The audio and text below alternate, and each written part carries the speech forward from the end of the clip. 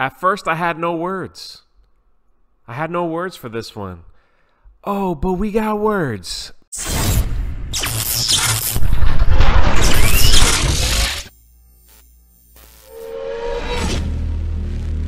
Yeah, Drunk 3PO is doing pretty good. I want to get to know that guy. Yep. I want to thank Matt Vader 74. It was his Twitter feed that brought this to my attention, so I will plug his Twitter account is in the description below.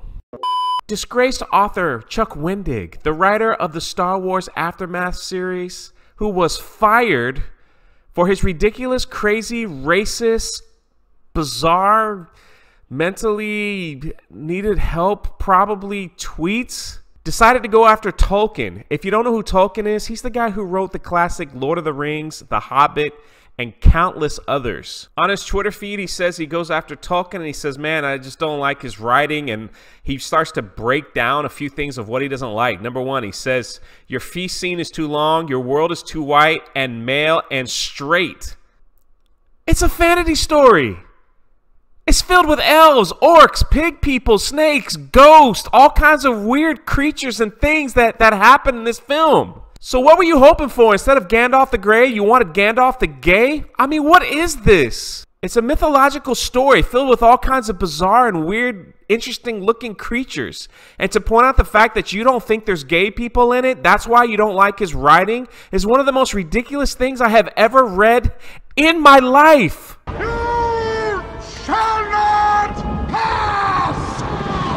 There's a reason why college campuses and professors all over the world study his art and his writing because of the excellent grammar and writing. You don't have to agree with the book or even like it, but his writing is a masterpiece. Unlike what's happening to your book, because every time I walk into Walmart, I see it on the clearance rack in the back with a bunch of dust hanging on it. Or maybe some grandma will try to sell it in one of those community yard sales for 25 cents. It sounds like you're just extremely jealous and trying to get back into the news. Ever since you were fired, nobody cares about your opinion anymore. And when you thought people cared and you blasted everybody out on Twitter and all those crazy things you said about different people and political parties, you thought people would come to your aid when you got fired and they didn't.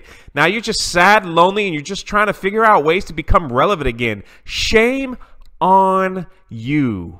Let's just take a quick look at some of your writing. This gentleman on Twitter directly quoted you from one of your Star Wars books. Tie wibbles and wobbles in the air. Drunkenly across the rooftops, it zigzags herkinly jerkinly out of sight. Are you serious right now? You were really trying to write a Star Wars novel?